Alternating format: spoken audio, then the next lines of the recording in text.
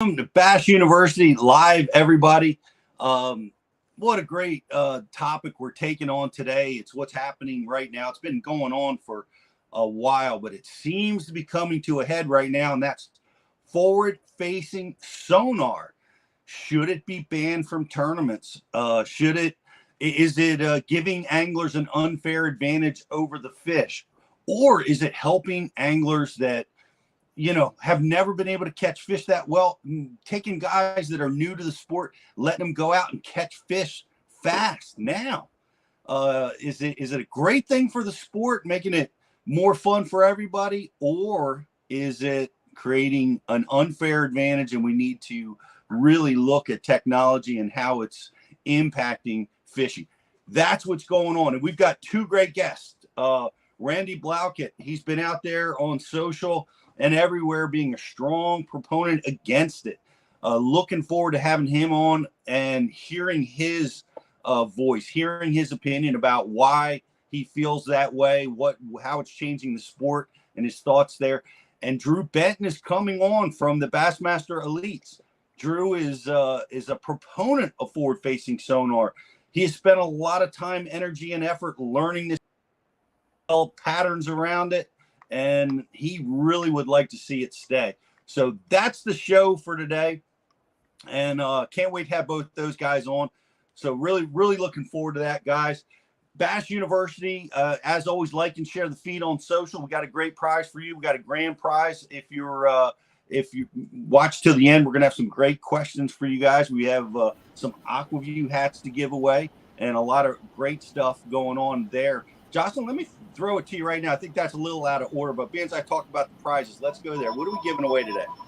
We are giving away for our grand prize some Big Bite baits, Tilapia Magic, a hummingbird hat, Bash U face shield, and an Aquaview hat. And for our like and share is going to be a Waterwood custom bait.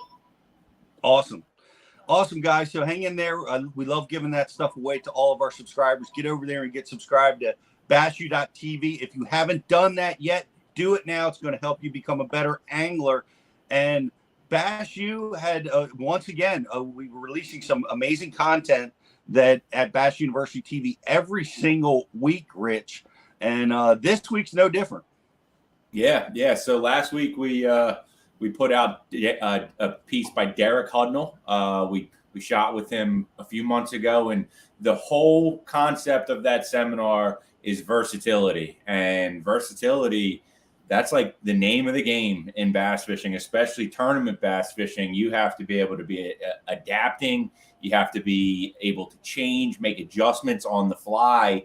And Derek went through the process of kind of how he goes down the road of making some of those adjustments and how he got himself to be a versatile angler. Being that he's a South Louisiana guy, Pete, the spinning rod stuff, a lot of those guys down there don't even own spinning rods. Now, when you get out on the tournament trail and you're on the national circuit, you're going to bodies of water all over the country. Well, guess what? You better be able to use the upside down rod. And Derek really went over his process on how he became a versatile angler. And one of the things that really stood out to me in that seminar, and I know, Justin, you spent a lot of time looking at this one as well, so I definitely want to hear your opinion as well. But one of the big takeaways I had is that he actually compared us as bass fishermen to crackheads, okay? And I know that's kind of off the wall, right? And it's not something you hear, paired together that often. But he said we're like crackheads because the first bite you get on something, it injects a feeling into you that you want to get that feeling again. You want to catch another fish on a frog. You want to catch another fish on a jig, on a worm, whatever it may have been. And we get caught as anglers not being versatile and not being able to make adjustments when we go chasing that feeling that may not be the best available bite for that day, right? So knowing that, it's not always going to be the first thing that you might have caught one on for the day. That might have just been the first piece of the puzzle to what's going on. And you have to be able to take that information and build your pattern around it. And that really stood out to me because I can definitely relate to that, man. I think a lot of bass anglers can relate to that. I second the smoking crack part. Not the smoking crack part, Pete, but the cracking one on a swim jig in the grass, cracking one on a frog, whatever it may be.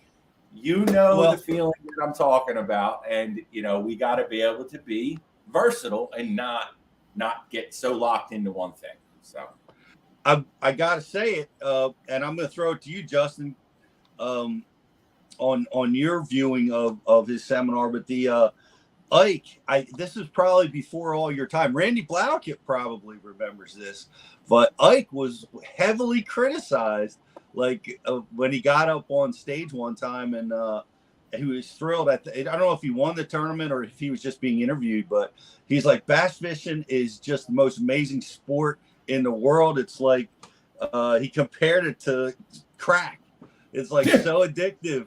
It's you just can't stop. It's the most addicting thing that there is, and he loved it so much. But back at the time when he did that was quite radical, and it took a little bit of beating in the press for it. But go, Derek, you too, brother. I like it. Justin, what's your take on his seminar? Yeah, I mean, Riz broke it down pretty good. One of my favorite things was him talking about the crackhead deal, which was funny. I feel like we can all relate to for sure. The other thing I really liked was just him talking about breaking out of your comfort zone, which, all of us deal with that all the time. Like Riz said, just love throwing the swim jig, love flipping, but times are changing. Gotta learn how to catch them deep, stuff like that. And like Riz mentioned, he was from Louisiana, and he literally said in the seminar he didn't own a spinning rod. So he definitely had to break out of his comfort zone. And I think that's something important that everyone can take from that seminar for sure. Good advice. Like a lot of people that are having a hard time breaking out of their comfort zone with forward-facing sonar, a lot of people are struggling with that still, and I think that's maybe at the root of the controversy that we're dealing with right now. But that being versatile, I think, is critical to be successful as an angler, because you have to do a couple of things as to be successful. You have to understand what your strengths are, and those are really important for you to be successful. But your strengths, whether it be flipping or forward-facing sonar or whatever it may be, you're going to run into some scenarios that just are going to be outside of your wheelhouse, and you have to survive. You have to get fish to the scales. So you got, if you're that power guy, you got to be able to pick up that spinning rod. You got to be able to drop shot. You got to be able to go down that road effectively, and I could see that being a struggle, and something that's really important to Derek coming from that part of the country, because it's also similar there. It's all swamp, it's trenasses, it's runoff. There's some tidal influence, but then you get up. There's not that many reservoirs in that part of the country. As you get up a little further north, there are, and you got to learn that process. And then as you get even up further north, and the tournament trail is going to take you there, you got the natural lakes, the glacial lakes, the tidal rivers with heavy tide flow, and you've got to be able to adjust to those. One of the things that I work with my guys on at Bass U, and I think this is really key, is to be able to, when you have your rods out on the deck of your boat, right? We're prepared for a multitude of things we might face, but whatever the rod it is you're picking up, my goal is to have you be as confident with whatever tool that is. Whether you got to pick up your spinning rod, you want to be confident you can catch 5-pounders on that, or be competitive picking up a jig, a spinnerbait. In other words, I don't want you to, I don't want to pick up that chatterbait that's just not a tool I'm comfortable with, because conditions will change, and that there will be a moment that chatterbait is the absolute magic weapon, and you need to be confident in it. So being versatile is absolutely key. So that's a great seminar. Appreciate Derek sharing that with us. What do we have? Who are we releasing next week, guys? Yeah, so for next week, we we have a really good one coming out. Actually, we have one coming out tomorrow with Greg DePalma, and that is we're releasing it as an on water, but it's really an in boat seminar, and it was cool. We shot it at Champlain with Greg, and the whole concept of that seminar is preparation like a professional. And what we did was we went through Greg's boat, truck, gear, rig, everything, top to bottom, and went through how he stays organized, how he prepares for a day on the water, how he makes it all fit and has all that gear and uses it efficiently throughout a tournament season, throughout a tournament day. So that's a really good one to check out. I mean, I know for me, especially, like, you know, I mean, I struggle with organization, Pete, and I know, you know, our boats kind of look similar a lot of the time. And we have gear everywhere. There's line wrapped up in our cables. There's stuff going on everywhere. So, like, you know, tackle storage and organization and where you keep everything and how you make it all work for your fishing, that's challenging, man. And it's not just something that you can just go out there and do right away. Like, if you need an example to see how a professional bass angler lays out his boat so that he is organized and ready to go for a day on the water, this is it. Greg's the guy for that. He's extremely organized. So, yeah, that's going to be coming out tomorrow. And then next week on the seminar lineup, we're going to be releasing Caleb Summerall frogging all year long, right? We think about a lot of frog fishing, and we think summertime, we think hot water, you know, only certain situations. Well, Caleb breaks down why that frog, it needs to be on your boat, or at least rigged up in your boat all year long if you're on bodies of water that stay above that mid-50s mark, because it can be an effective weapon to catch fish. So that's definitely a good one that's going to come out next week. I'm sure we'll dive in on that on next week's live show and give away some more, but I don't want to give away too much of the juice right now, Pete, because we got a great live show coming up with Blockett and Benton. It's going to be good times. You know, I take a little offense to you pointing out my condition of my organization in my boat, Riz. Geez. Yeah. Well, hey, it gets the best of us. Well, it's a weakness of mine, and it's something. Organization is something that I struggle with throughout my whole career, and there's some things that I've done that really helped me.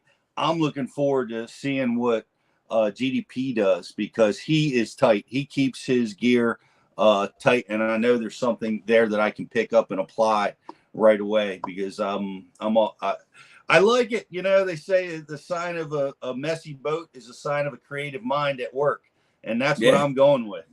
So, you don't want to spend too much time organizing your tungsten weights when you could be solving a tournament strategy. You know what I'm saying, Riz? You feel me? I totally get it, Pete. Yesterday, my boat got its yearly bath and organized, and you know, I had the pressure washer out and sprayed the shampoo or the shaving cream all over the carpet and the whole deal, and it's shined up and ready to go and back to the fish. Awesome. I'm sure it appreciated its annual cleaning. There's bass boat owners all over listening to this right now, cringing that the boat gets washed once a year. Guys, we want to hear from you. This is a big topic. We've got Randy Blaukett and Drew Benton. We're talking the pros and cons of forward-facing sonar. We want to know what you think. What is your opinion? Should we keep it? Should we kill it? Let us know what you think. We're going to take a quick commercial break. We're going to start out with Randy Blaukett. I'm really looking forward to having him on the show. I know he's been really vocal in his stance against, and let's hear from you guys too. So let's take a quick commercial break, and we'll be right back with two-time Bassmaster winner Randy Blaukett. I'm Pete Gluzek, the Dean of the Bass University, and we're excited to partner with Waterwood Baits and showcase their innovative handmade approach to making amazing lures. Hey guys, this is Elite Series Pro Todd Alton here. Just wanted to tell you a little bit about the company Waterwood and their crankbaits and topwaters they're building. They're high quality baits. They're made from a marupa wood that's, grows in the rainforest in Brazil. It's 1.5 in all the Waterwood baits because of the wood will be a staple in my arsenal from here on out. I love it. Spotted bass. It's got the old Waterwood.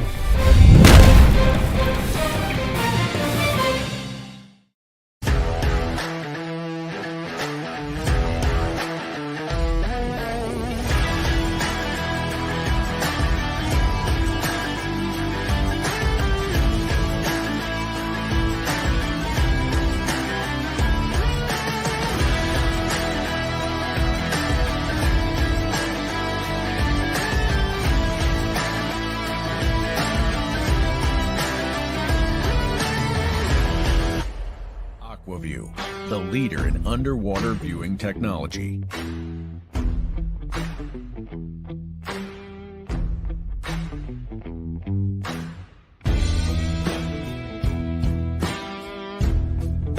Find what you are looking for. Catch more fish. Have more fun. AquaView. Seeing is believing. Why do you love casting fishing rods? I'm truly losing less fish. Is the sensitivity of the rod. That they're made right here in North Carolina in the USA. Strongest, lightest rod, 100% made here in Sanford, North Carolina. From the drop shot rod to the flipping stick. Every rod has a purpose to it, and I rely on them all the time when I'm out doing a tournament. Durability in the John Cruz Worming series, the counterbalancing in the handle. It's the only rod I found that can withstand my hook set. Boom goes the dynamite. On the water not spent fishing is a moment wasted. That's why Minn Kota and Humminbird have joined forces to bring you the One Boat Network. Products that communicate and integrate to help you take full command of your boat. Born from our commitment to making the most advanced fishing gear even better by making it work together. The One Boat Network will help you find, get to, stay on, and catch more fish. When One Boat Network products talk to each other, they can navigate your boat automatically. They can give you a crystal clear view of what's below with no messy wires. And they can let you lower, raise, and change shallow water anchor modes from anywhere on the boat. But that's just the beginning. We're never done innovating, integrating, and making your boat simpler and easier to control. All so you can make every second on the water count.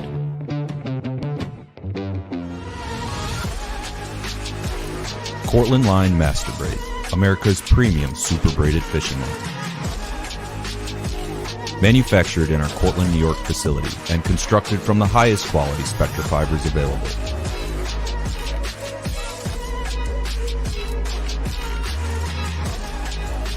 Cortland Line Company, made in America since 1915.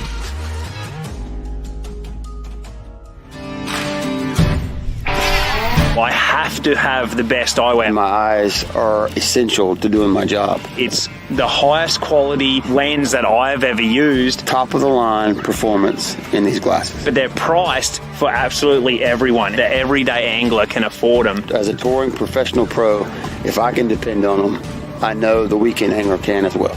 Hobie eyewear, built for the pros. Price for everyone.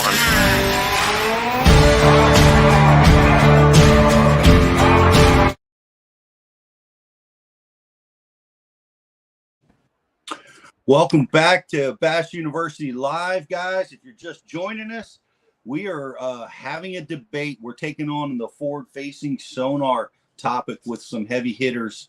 And we have Randy Blaukett coming on just now, and he has been a strong proponent against forward-facing sonar. And there he is. I want to mention this because it was a magical moment for me, Randy. I'll never forget it. I don't think anybody will ever forget when you sunk your Ranger boat and you got underneath that bridge at Bugs Island at Kerr Reservoir and won that tournament. It was the most amazing, impactful thing, and it stuck with me from the beginning of my career. Yeah, that was a definitely sort of that win came at the right time, man, in my career. That's basically when you and I were starting out there, and it just that particular tournament, I just hit everything at the right place at the right time. We had a hurricane came up the East Coast, and it flooded the lake out. And how many times do you have the lake flooded in October? Never. So Never. I got a flooded condition. I got to flip willow trees, which is my favorite way to catch bass, and it was just like it was meant to be, man. It was awesome. I remember you flipping that jig over top the trees. You know what I mean? Like, because it was so flooded that you couldn't get under, and you had to go over top, and I guess get the bite and worry about getting them in the boat second. Yeah, those willows in that tournament was really weird because those willows, they had a skinny base on them, but they had limbs that extended like way out over the base. And a lot of the shade was way up underneath there, and you couldn't flip and pitch under it. So you had to go over it. And yeah, it was awesome. It was one of those once in a lifetime, perfect scenarios that unfolded there. And it was captured on Bassmasters, back in the heyday, when the production was the only production in town. And, we were all watching it. I guess it was on TNN network at that time. And that was super cool. And it's an iconic moment, I think, in bass fishing. And that's your moment. And you won again on the Mobile Delta. I was in that tournament with you when you won down there. And you've went on to, win about $1.5 million in both bass and FLW side. So, you've had a big career in this sport, man. You're one of the veterans, and I'm glad to have you on the show. It's awesome to have you on the show. We fished together for years, but I'm thrilled to have you. And you've kind of become a social media beacon right now. The stuff you're putting out, people are talking about it, and you're really making an impact out there in the sport. Yeah, I mean, this is something, if you guys have watched, my YouTube channel, I've been a vocal opponent of forward-facing sonar technology for over 2 years. And people said, oh, you're just doing it to get clicks and get attention. That's not the case, Pete. I have lost probably over 20,000 subscribers for my anti-LiveScope stance. And when I talk about climate change issues, there's a lot of people that, that alienate. So I've been willing to lose a tremendous amount of subscribers and the revenue that goes along with that, because I think this is the good fight to have. We can get into that here, but I don't think there's any justification for the technology that we're seeing unfold, which is just in the beginning. Here's one thing you got to realize is that forward-facing sonar and that type of technology is in its infancy. And, if you multiply that fast forward from 10 years from now, it's really disturbing unless there's some brakes put on, what's going to unfold as far as the danger of the sustainability of our fisheries. And this probably the biggest fallacy that I see anglers, get into when they have this disagreement is they always go back, oh, you got to learn it. Times are changing. You're a dinosaur, either adapt or get left behind. Just because you can see them doesn't mean they're going to buy. That is a non-issue. That's not what this argument is about. We're talking about sustainability issues. We're talking about tradition of the sport. We're talking about protecting the integrity of what bass fishing is. And we're talking about preserving the magic and the mystery. I mean, once you remove the mystery of fishing and the magic and the unknown from fishing, you degrade the intrinsic value of what fishing is. I mean, it's sort of like, okay, take, for example, parks. We have parks all over the country.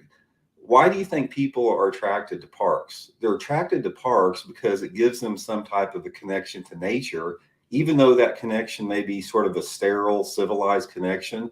But nevertheless, people have to be there because there's a healing therapeutic aspect to being in nature. And it's the same thing with fishing and the unknown. And once you remove that unknown from fishing, which live imaging technology is doing rapidly, it's an insult to the fish. It's an insult to the fish. It's an insult to the sport. It degrades what bass fishing is all about. Just to name one or two things, we got a huge list of other things that go with it. Well, it's wow. You said a lot, and you've And for those of you, I know that there may even be some listening here. What is forward facing sonar? It is the ability to look out in front of your boat at really 360 degrees, and you can identify biomass. You can identify bait fish. You can identify predators. You can't necessarily identify species yet. Like you said, technology's changing and people are learning how to identify species, but it's still a guess. But that's what's available right now. That's what we're talking about, guys. And where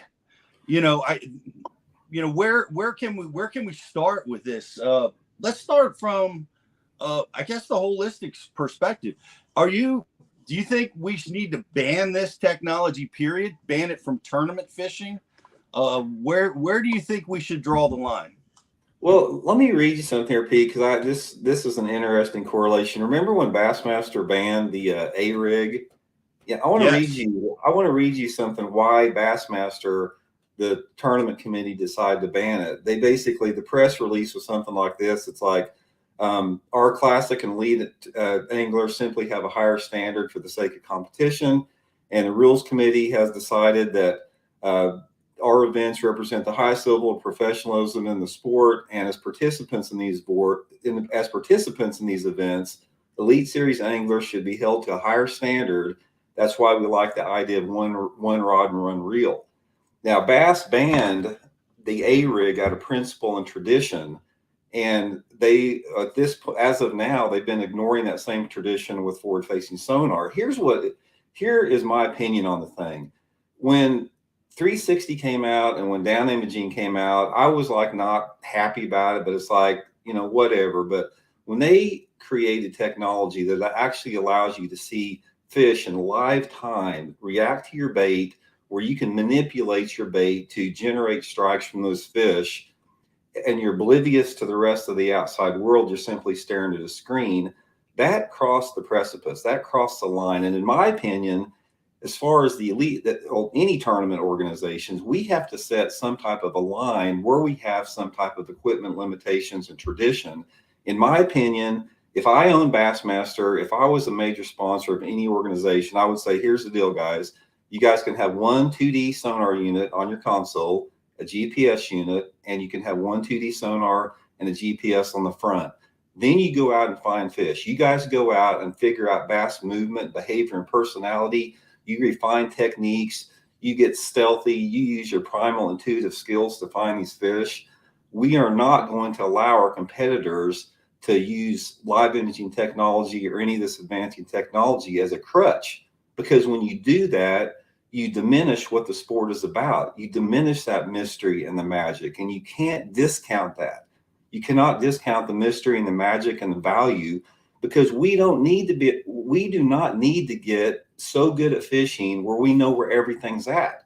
We don't need to know where those fish are at. Those fish that are getting caught right now by live imaging technology and have the last couple of years, prior to this, those fish were undisturbed since the beginning of when we started bass fishing for 50, 60, 70, 80 years. Those fish had a sanctuary out there, and now there's nowhere for them to hide. And here's the problem with it. I was down at Table Rock 3 different times this year, and there were dudes out on the boat dock flaying out a limit of bass that they had caught live scoping. You've got more people fishing than ever before. You got more pressure on the fish. You got the anglers becoming more educated, and we have a finite amount of bass in these lakes. We don't have an infinite amount of fish. And if you continue with promoting this technology and advancing this technology and having more people use this technology, it is unsustainable in the long term that our fisheries can keep up with that.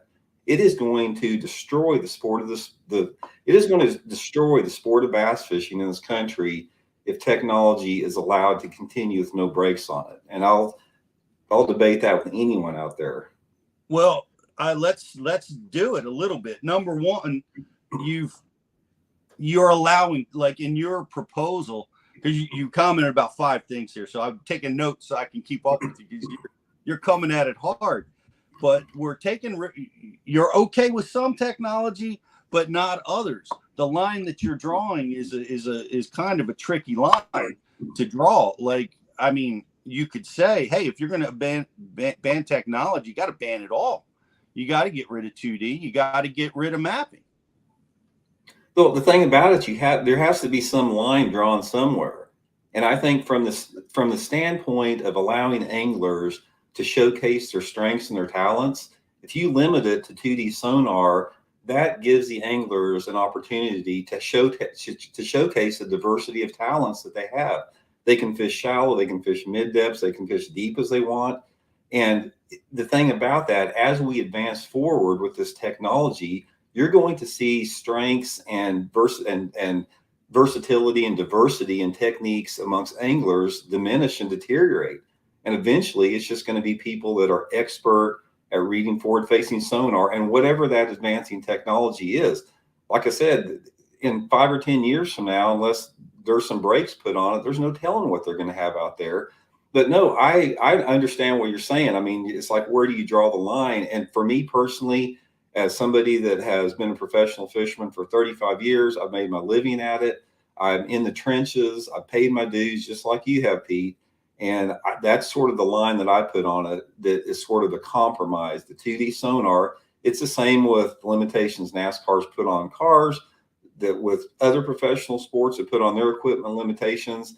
Bass fishing is the only sport out there that has not put equipment limitations on, unless they want to kneecap the shallow water anglers. They've taken away our ability to use jet drives. They've taken away your ability to get out and push your boat over sandbars. They've taken out every ability that shallow water anglers like myself, Keith Poche, all the old school hardcore shallow water fishermen, and they've given free reins to these dudes to put $1 million worth of electronics on their boat if they want. And then we get into the whole income disparity thing about people that can afford that technology and people that can't, turning bass fishing into an elitist sport. And it goes on and on and on. That's just the tip of the iceberg. Let me defend the tournament organization somewhat. They're looking at this, and if you think they're not looking at it, they are. As a matter of, I've had there's rumors that they're taking votes and they're making decisions about what they're going to be doing with this moving forward. So from their perspective, I think they look at it. Maybe we don't always like their decision, but I think the tournament organizations do look at it, and they are looking at this right now. And I'm going to challenge your mystery of fishing a little bit, because you're kind of forcing me on the pro side of this because you're so adamant. So everybody in the tournament has the same technology. Everybody, we're learning these techniques because a lot of them are taught in our classrooms about how these various techniques can be used to trigger strikes from fish you see, how to, identify fish that can be caught versus ones that can't. And you'll see them out there fail over and over again. And you'll see a certain percentage of guys that figure that mystery out, that figure that subtle distinction of what those marks are telling them, how those fish are relating to bait, habitat, and how they're able to adjust. Cody Huff is an example I want to point out. Watching him up at Thousand Islands with 10 different rods on the deck of the boat, just like we do in shallow water, just like we do on the bank, he's cycling through different lures, trying to figure what the solution is, how to get these fish to react, what color change or size or depth or weight that I have to. So I argue the mystery persists. These guys, it's not automatic. Just because you see them, that does not mean you're going to catch them. I disagree with that, Pete, because when you talk about guys like Cody Huff and forward-facing sonar, they've already been given the whole puzzle. They have to put one piece of the puzzle together, which is figuring out what those fish want to bite, which is the easiest part of it. The hardest part is finding and locating those fish. Those forward-facing sonar fish that all those smallmouth guys have been catching at the St. Lawrence and Lake St. Clair and Champlain out there, they never would have found those fish without forward-facing sonar. The easiest part of it is catching them once you find them, but they're finding fish out there that were in the past were impossible to fish. Now, once in a while, some guy would stumble on them by accident, or you'd hear some guy catch some bass trolling out in open water. but they have been given all the puzzle. They're putting one piece of the puzzle together there with that. That's true, but that's a mystery, and it's hard. And you can tell it's hard because 100 of the best anglers in the world are trying to do the same thing, and they're unable to do it. So there's obviously a skill set, a big time skill set here. I disagree with that, and respectfully, Pete, because I should respect your opinion, man. You've been in the trenches. You've been in the trenches as long as I have. But you say the technology is available to everybody. It's not, because you look at those 3 stacked units those guys have up front, 2 on the console. How much money retail is that? You're talking about $20,000. And let me give you one example. I was at the Bassmaster Open at Lake Livingston 3 years ago, and I pull up on the ramp, and there's this truck pulls up in front of me. It's a brand new Ford, F-250 diesel, tricked out, probably $100,000 truck. Brand new Ranger 521, 3 stacked unit up there, 2 in the back, and this probably 18, 20-year-old kid gets out of it. He's rolling in this $250,000 rig. And then I go up to the campground, and there's another guy in the campground that's got a beat up like a 1991 Skeeter with like a little 5-inch electronic unit on it. Both of those dudes are in the tournament. Now there is an unfair advantage because of the income disparity. One person is afforded the, everything, the best money technology can buy. Somebody else in the same tournament cannot afford that.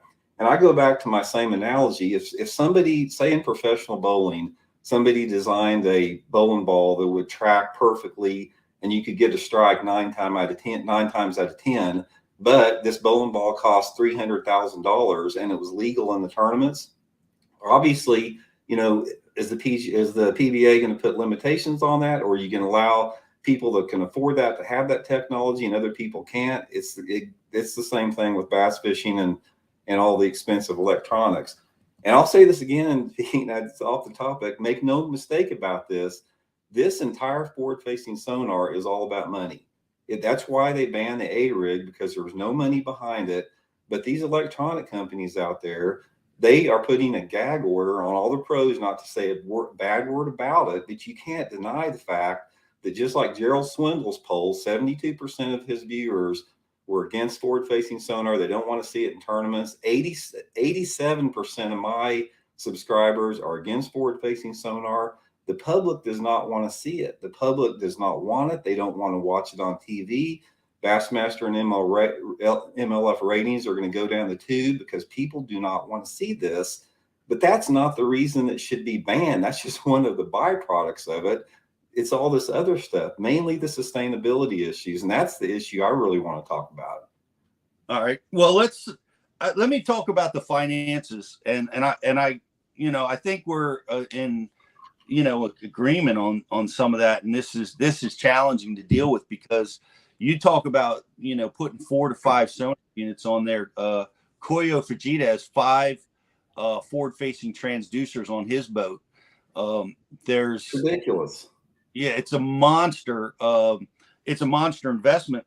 When we were at this, we had 150 horsepower limits on our boats.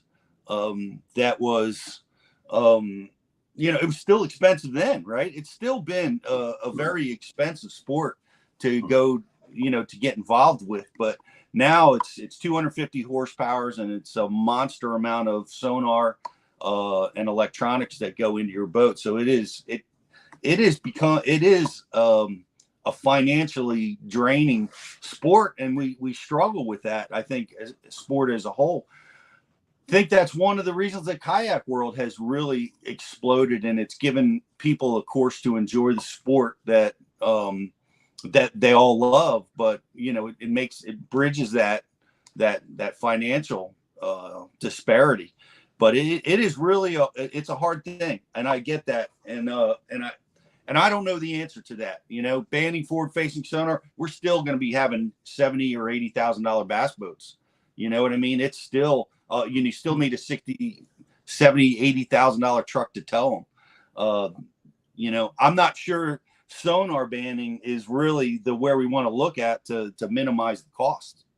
Okay, let me throw you a question out to you, Pete. There, when do we draw a line on it? Okay, if tournament organizations are okay with forward-facing sonar and how it's completely morphing the sport into something that is not good for the sport, because the fans are even telling the fans are shouting at the top of their lungs, we don't want this, we don't want it. And yet we still have not had the tournament organizations respond to that pressure. They're bowing to the pressure of the electronic companies. But at what point do you draw a line? I mean, at what point does this technology get so advanced that there's literally no challenge left in fishing anymore? Eventually, I mean, what if they develop a unit that can monitor and read the fish personality and movement and behavior and their ability to bite? Say, for example, they can identify one fish. It's like this fish has a 98% chance of biting if you get a lure next to it. This fish has a 25% based upon its mood and personality and environmental conditions. At what point do we say enough is enough? And my opinion on the thing, and Pete, I have been in this, I have taken the heat on it. I have taken the criticism. I've gotten hate mail, like you can't believe over it.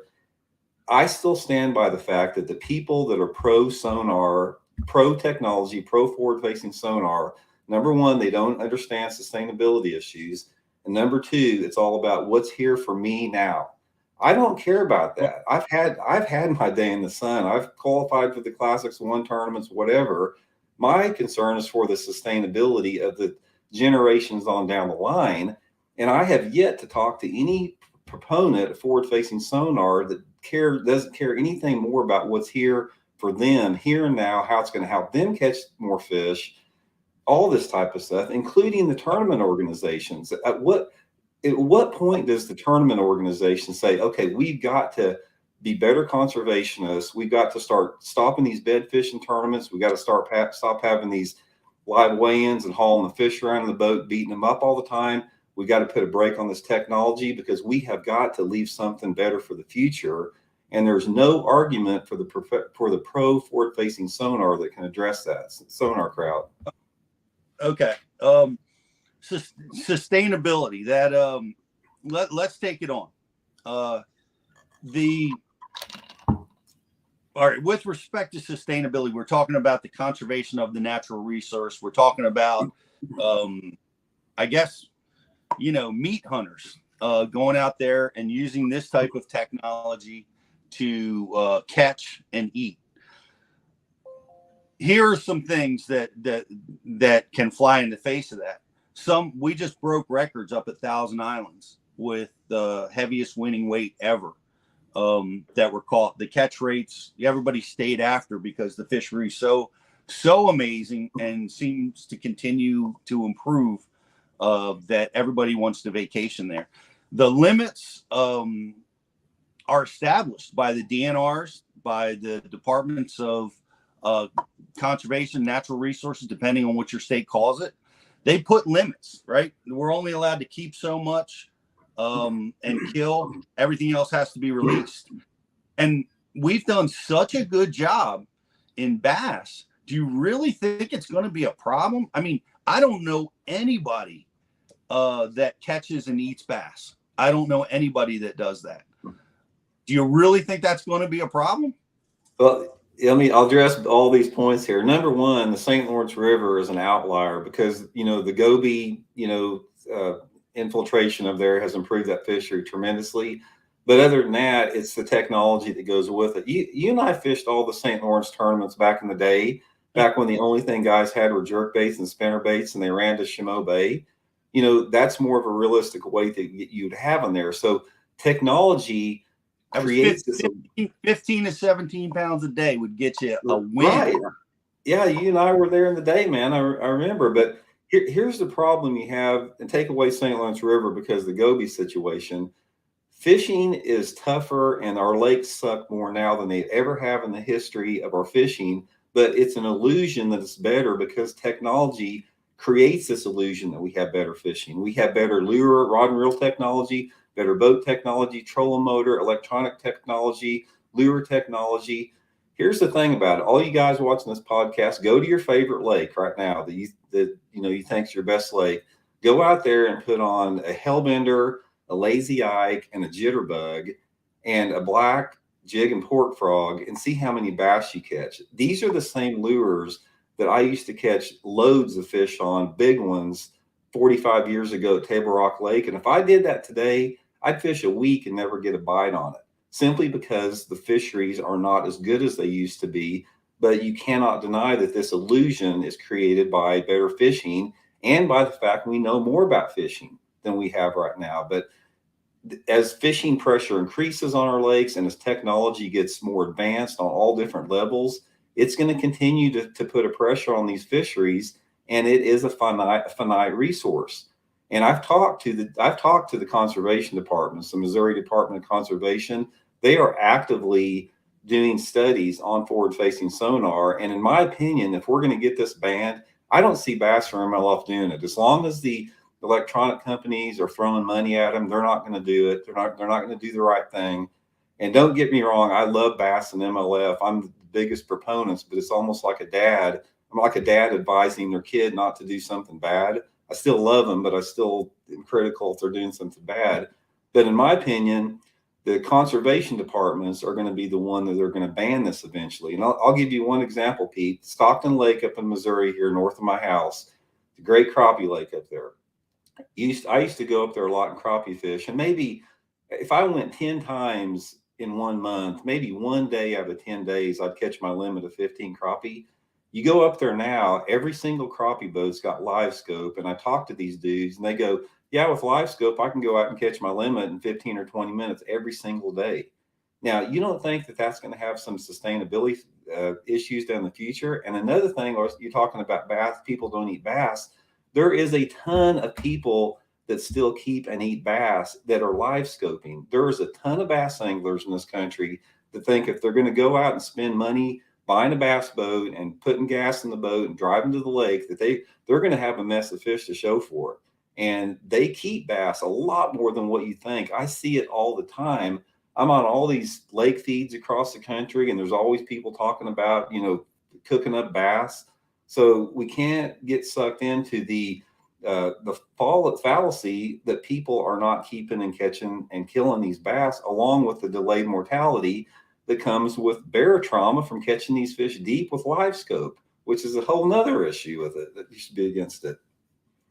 Well, lot of points, and the what's going, a lot of the DNR people that I've talked to, they recommend keeping more than we're keeping, right? We got to cull the herd some in order to make a better sustainable population. In other words, a lot of lakes catch and release has overwhelmed the population in a negative way. So there needs to be a little bit of that goes on. They're doing fish shocking. They're well funded. A lot of the state organizations, and they build these limits on what we're able to keep based on the results that they're finding. And we'll see it. We saw it. I saw it on the Hudson River most recently, which is one of my favorite places to fish. They put a 15-inch limit on the bass there because they saw a decline and they made an adjustment. We'll see limits get reduced from 15 to 10 to 7 to 5 or whatever it may be on individual states.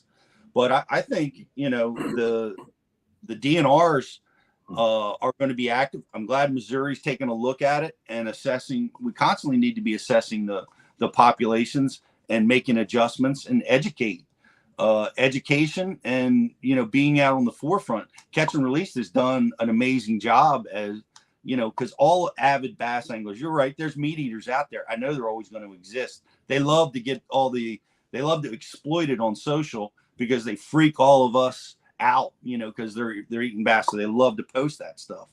But the vast majority of bass anglers are sportsmen, and we let them go. Crappie, you make a good point, because there's something going on here. The crappie angler is notoriously a catch and eat kind of angler, and those limits on those fish have to be that has to be looked at, because forward-facing sonar has changed the crappie world. And depending on who you talk to, it's a really good thing or a really bad thing. It takes guys that had terrible fishing experiences and now they're avid anglers. They love the sport and they're doing it all the time. They're having a ball where they be frustrated. So there's a lot more people coming into the sport that way. The crappie fishing world is expanding, I think, mainly because of forward-facing sonar. Like you said, they're able to go out there and do it now, where they would get lost and not be able to find the fish. Education, I think, is a key part to, we got to let these guys know that they can't keep them all. And that's got to come from the state organizations too, to put tighter limits. Hey, we can't keep 15. It's got to go down to 10 or whatever the adjustment may be.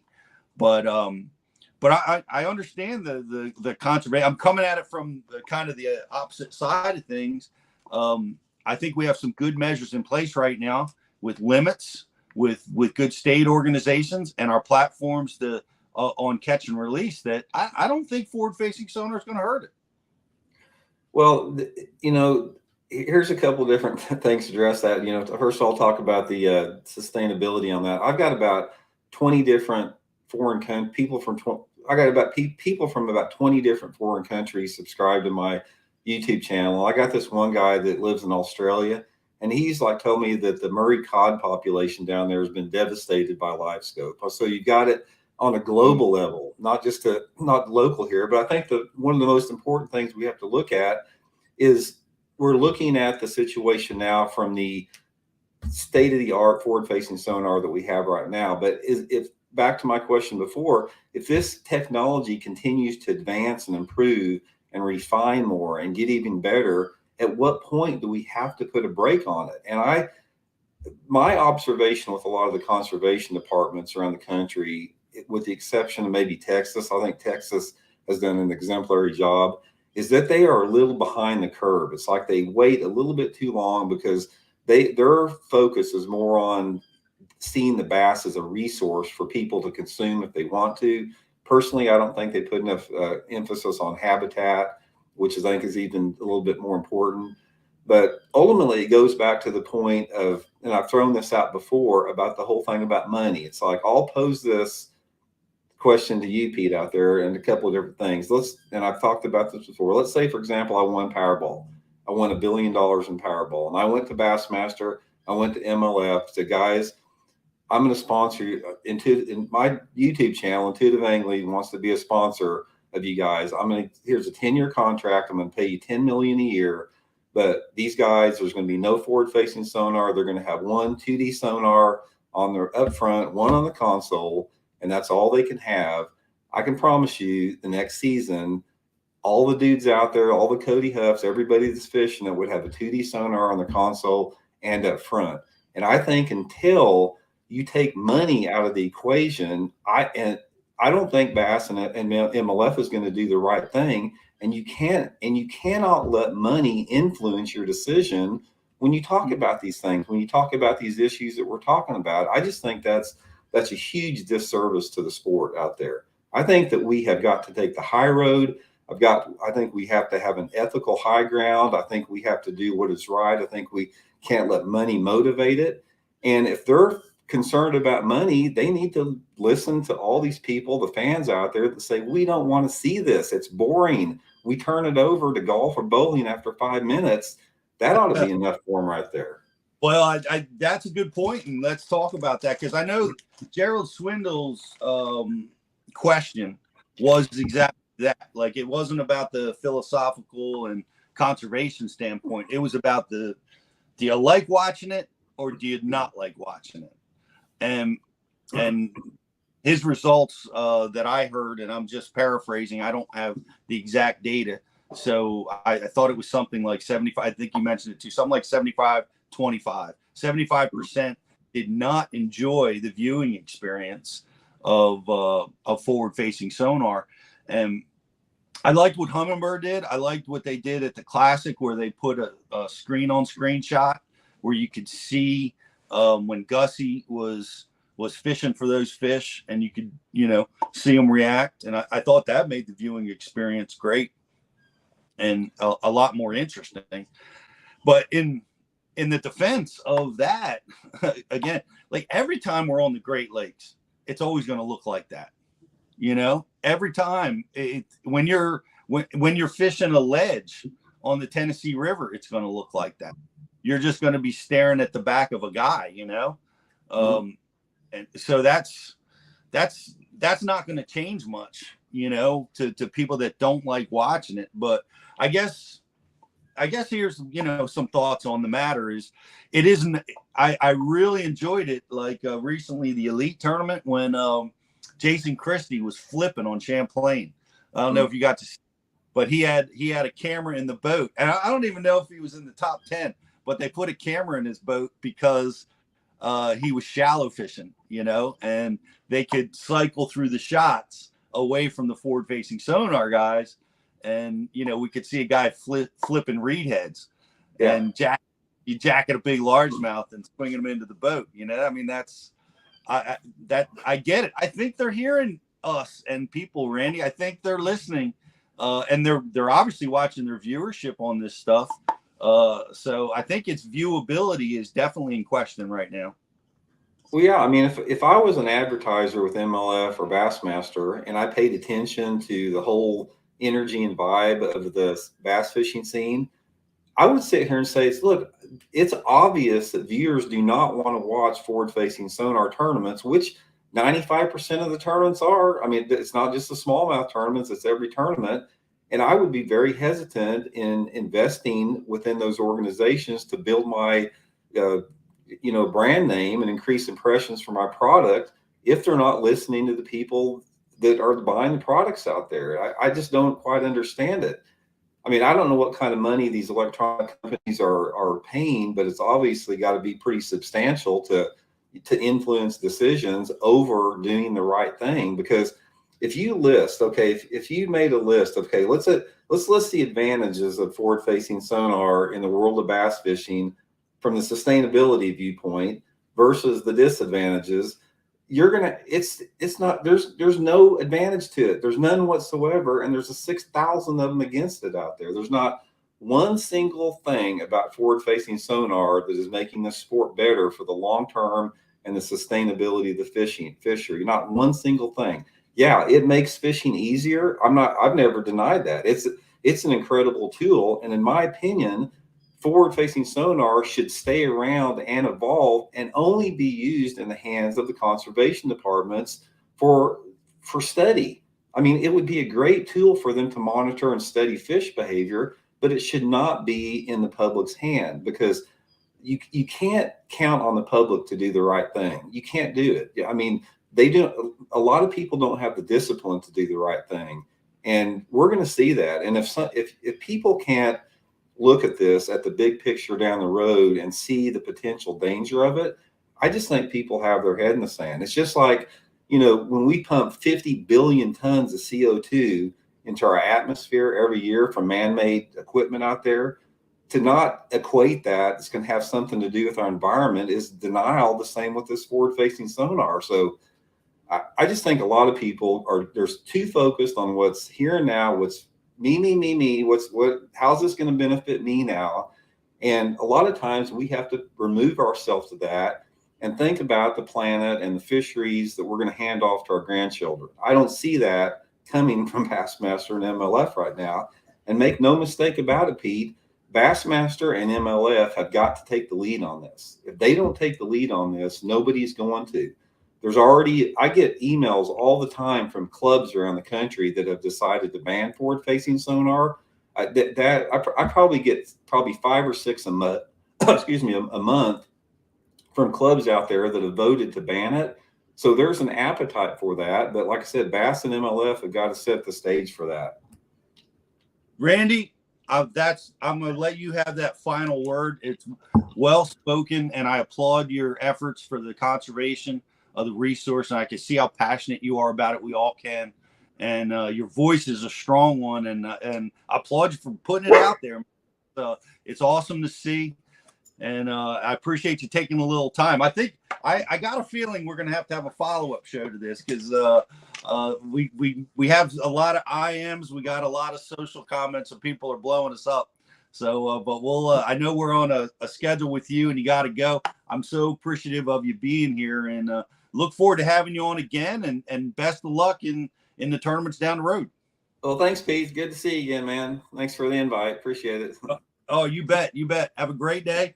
Randy Okay. Blau, buddy, champ, and you know, a serious professional angler that is, you know, made his mark in the sport as a fisherman and really a strong proponent or you know, advocate for the resource, which is really awesome. I know we had a lot of questions going in. I kept asking my question. I was hogging the platform, guys. Yeah, it was a very active message board. That's for sure. All right, let's do a quick. All right, Justin, Josh, you guys were all watching. Of all the comments you saw, what was it? Pro versus con on forward-facing sonar. Just give me a ballpark. Justin, you first. I think majority of the people probably didn't agree with Randy, but there was definitely people that did. There was a lot of people that wanted to talk about, you know, his thoughts on the spawn, fishing during the spawn. I mean, for example, that Cayuga tournament, you know, that's probably easier to catch fish than with forward-facing sonar, you know. And from a conservation standpoint, where do you draw the line there? There's so many different variables to it, and I think that's what a lot of people were trying to get their questions in on, and also people mentioning, you know, guys like Louis Minetti who fished the Bassmaster Classic with a tore up boat and no forward-facing sonar. So Randy did say, you know, it varies from lake to lake, definitely, but yeah, there was a lot of questions. There are more of statements than questions, I would say. Yeah, it brought up an interesting point. A lot of, and we didn't get to talk about it. Maybe we will with Drew, but the shallow water anglers say never been a better time to be a shallow water angler. Everybody's out off the bank, you know. So Jocelyn, what were you seeing? Pro and con. What did it look like? There was definitely a lot that was going on, but a lot of the pros to keeping the sonar is that it's going to keep developing the sport, and the sport of fishing is always going to be growing, and there's no stopping it. And then the cons were more so about the environment and like what we talked about, the DNRs and the amount of fish that are not there, and they believe it's because of the forward-facing sonar. It was an interesting topic. Yeah, very interesting. Well, we heard a strong voice. Rich, did you want to weigh in on that? I mean, I don't know if I've already voiced this on our shows past or not. I mean, I'm in kind of I'm in a funny position with this whole deal, Pete. And it's because I am a shallow water. I consider myself a shallow water fisherman. You know, I'm a grass rat. Where we live on the Chesapeake Bay, and I'm in 5 feet of water or less almost every time my boat goes out.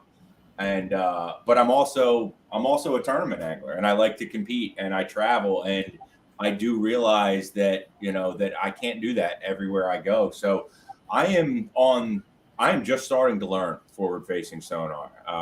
Spent a lot of time with it this summer, and I'm still at the phase right now where I'm fascinated by forward-facing sonar. I'm learning it. It's igniting a deep water fishing fire inside me that I frankly just didn't care to go do. You know, I want to go flip reed heads on Champlain. I want to go swim a jig through the grass. I want to do all that stuff, but I don't want to get my teeth kicked in by guys catching 22 pounds of smallmouth that I'm not even going to look at. So, you know, I'm in a position where, like, I love to fish shallow. I would rather fish shallow every single day, but I am becoming more and more intrigued and fascinated by how I can learn fisheries with forward-facing sonar. So, that's kind of my stance on it. You know, I'm small potatoes as far as the tournament scene goes. I got to just go and keep rolling with however it goes. And right now, it's like, if I'm not going to learn it, I'm going to get beat. So I'm learning it. You're every man, Rich. You're every man that loves this sport and wants to get better at it. Whether tournament guy or, aspiring pro, or just a guy who wants to catch more fish on the weekends and have fun. Yeah. So that's an interesting perspective. We're going to take a commercial break, or we're going to go right into Drew? Yeah, we're going to do a quick spot. We'll do a 1 minute break here, and we'll bring it right back into Drew. We're going to change gears a little bit. Since we are Bass U, we gotta bring in the education from both sides of the coin here. And I think we're excited to hear what Drew has to say on the topic. So absolutely, we want to see a guy that's strong on the other side of this issue. So we're going to take a quick commercial break. It'll be right back in just a minute or two with Bass Elite Pro Drew Benton. We'll be right back after this. Cortland Line Master Braid, America's premium super braided fishing line. Manufactured in our Cortland, New York facility and constructed from the highest quality Spectra fibers available.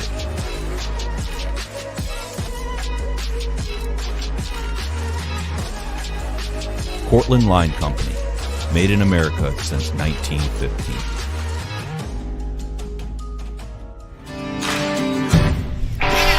I have to have the best eyewear. My eyes are essential to doing my job. It's the highest quality lens that I've ever used. Top of the line performance in these glasses. But they're priced for absolutely everyone. The everyday angler can afford them. As a touring professional pro, if I can depend on them, I know the weekend angler can as well. Hobie eyewear, built for the pros. Price for everyone.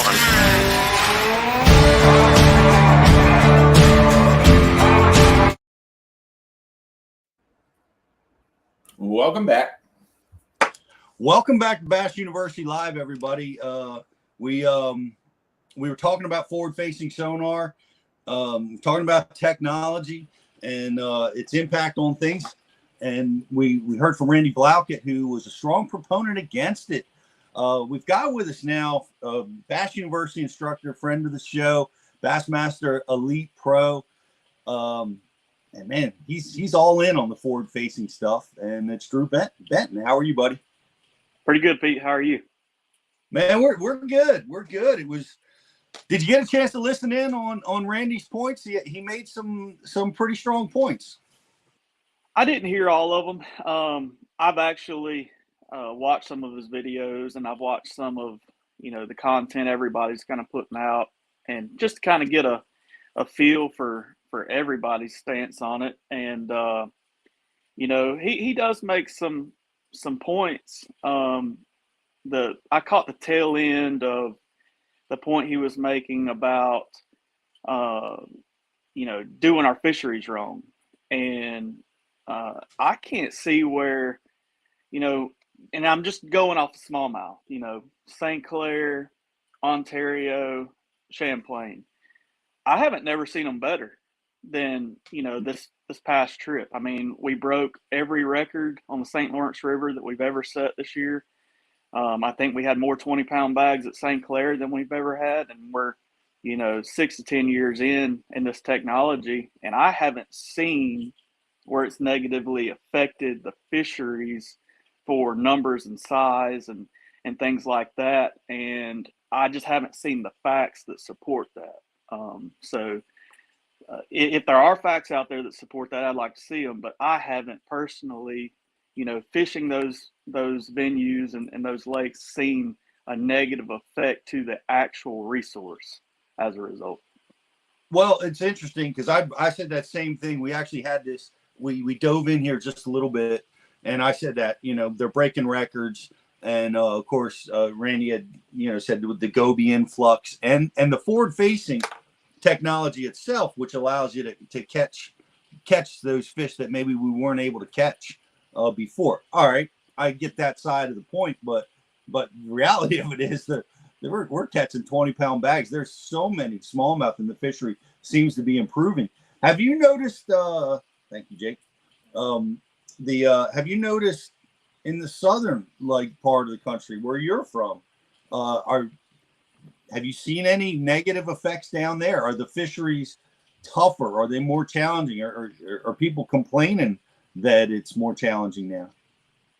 You know, and I think that's kind of what makes me a fit for this argument. Is this not really my number one game? You know, I'm from Florida. I fish shallow 90% of the time, and whenever we need to use this tool, I feel confident enough to use it.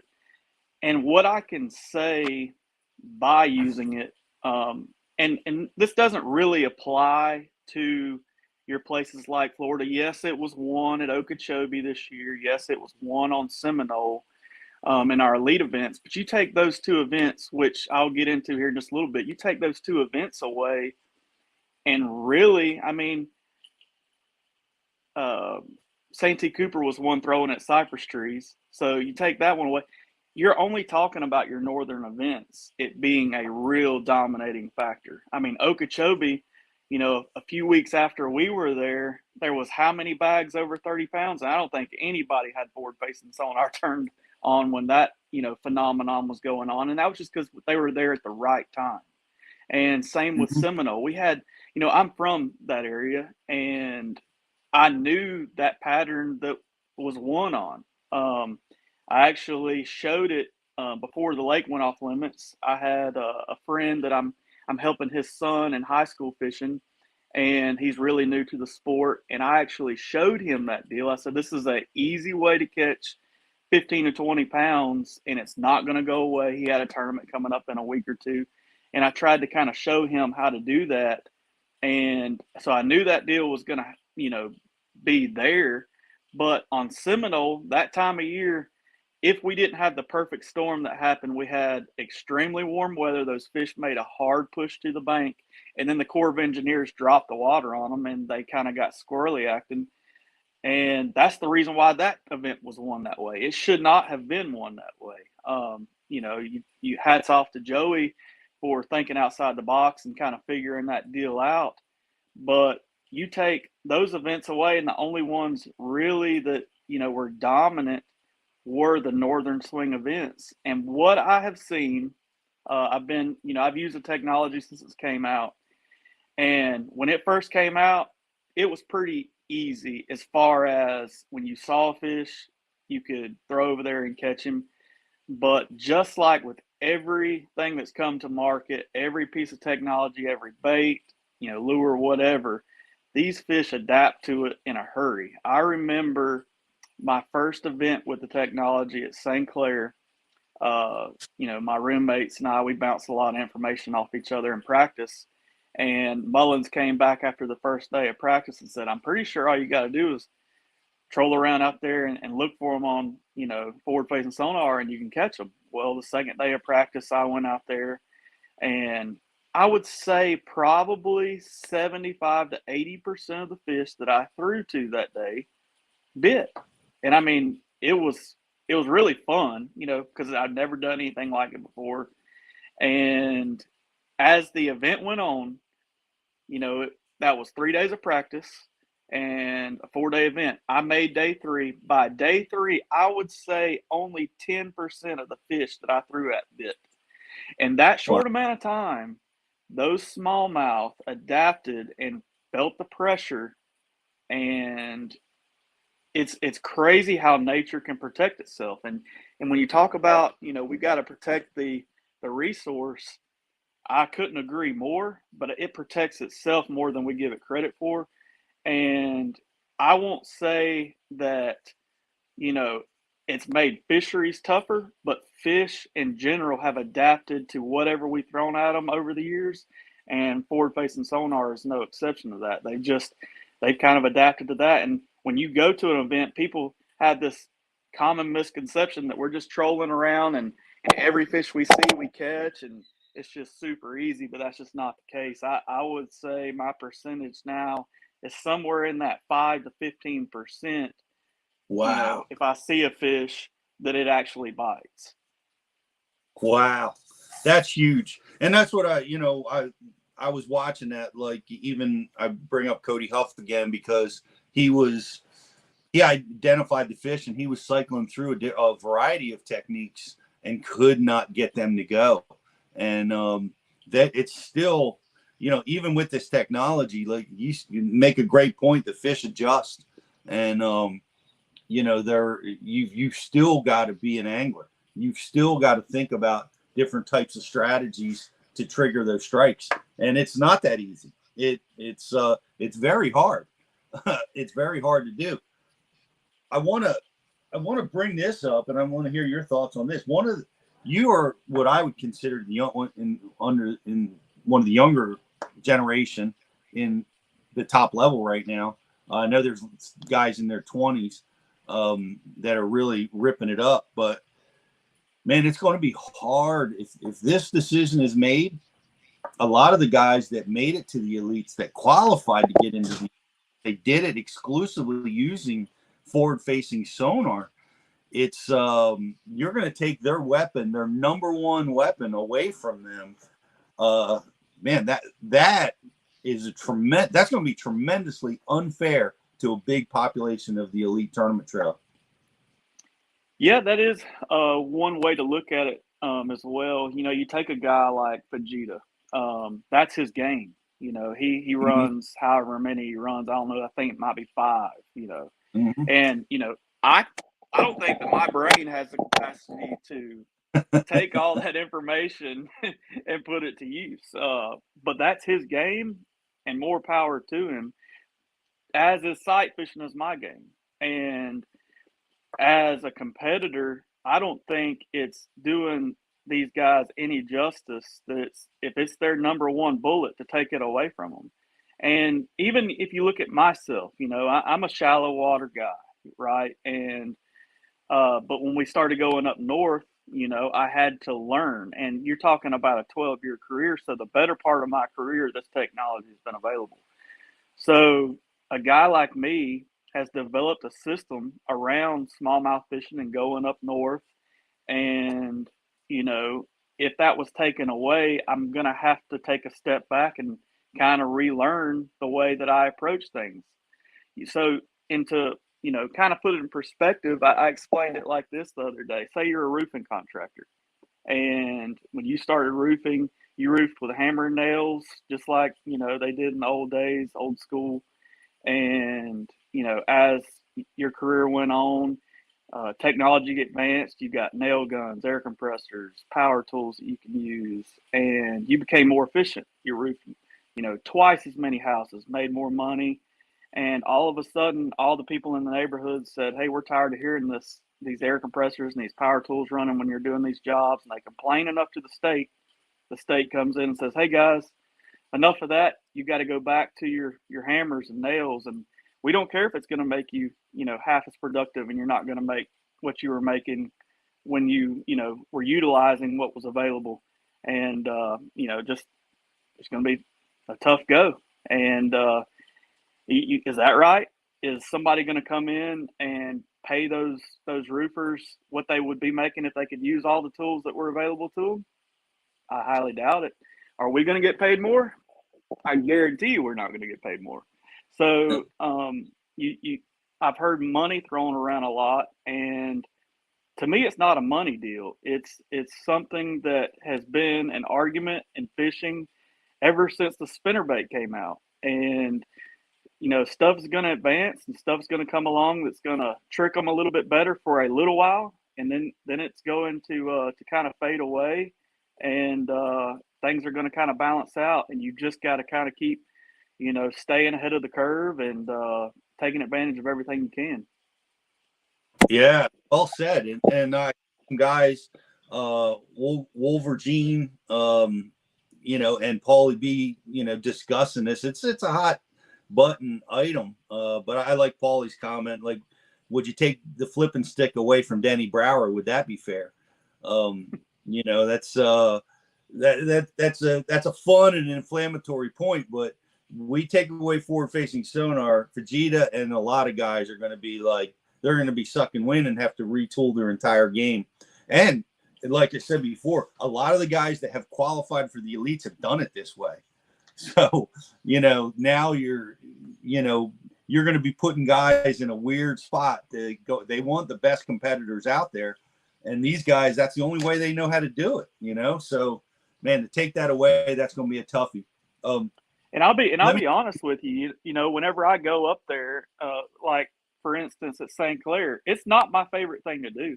I mean, obviously, I'd rather be up shallow throwing a buzz bait or throwing a frog in grass or flipping or whatever the case may be. But it's on the Bassmaster Elite Series, on the Bass Pro Tour, we are trying to set ourselves up to see the best well-rounded angler across the whole United States. So we can't just all fish in the South. We can't just all fish up north. We kind of got to do it all. And in order to do that, I've got to do what I've got to do to make myself successful. And this is the best way I know how to do it. And, whether or not it's fun to watch, whether or not, you agree with it, it's just something we all have to do as professional fishermen. And I mean, I'll be the first to tell you, halfway through practice each day, I'm sitting here ready to go in because to me, it's not what I want to do, but I have to do it. Right. Well, it's interesting question here, and I'm reading it from my IM board. Well, it talks about COVID, people picking up fish, and with all the new technology, do you think it's deterring people from picking up the sport of fishing with forward-facing technology? I think it probably is encouraging people more than deterring them. What do you think? Yeah, I think it does because it's not, people think of it as too much of, I'm going out there looking for a fish, I'm going to throw that fish, I'm going to catch that fish. But it not only does that as much as it helps me understand the situation, helps me understand if the fish are biting, if the fish are up on bait, if they're on the bottom. It's about understanding the situation more so than actually targeting a fish and catching it. For me, 90% of the time, I might go by a brush pile, throw my bait through it and see a fish follow it out and not bite. And hey, I know in the back of my mind there's a fish in that brush pile. It might not have been in that fish's feeding window. They might not be biting right now. I can come back and catch that one later. Or, if I'm not seeing any activity, I might need to just change areas of the lake. And it's going to put you on a faster track to being successful, which, I mean, that's the reason why everyone gets into fishing. They want to catch fish. They want to be successful. And as long as it's not negatively impacting the resource, I don't see why, helping people catch fish and be a little bit more efficient is a bad thing at all. I think it definitely has encouraged people, with the exception of the price point, right? That's the big stumbling point. But taking that away, if you have forward-facing sonar, we're seeing crappie anglers get involved with crappie fishing at a rate that we've not seen in forever, because it's made it more fun. It's made it, more dynamic and easier for them to find the fish. So it's that's my perspective on it. But to your point, and I agree, it's we always would be, man, these fish show up in May. Where in the heck did they come from? And then when May's over, where do they go? Like, we've learned, like, all right, they'll go to the ledges on the Tennessee River, but a lot of bodies of water, we didn't really have a clue. Like you guys were just at Champlain, and I hated fishing up there on the inland sea, because it was 150 feet deep, and you would find a great school of fish on isolated habitat, and then Derby Day they'd be gone, and you had no clue as to what they were doing. Well, you guys at this tournament, man, we know what they do now, don't we?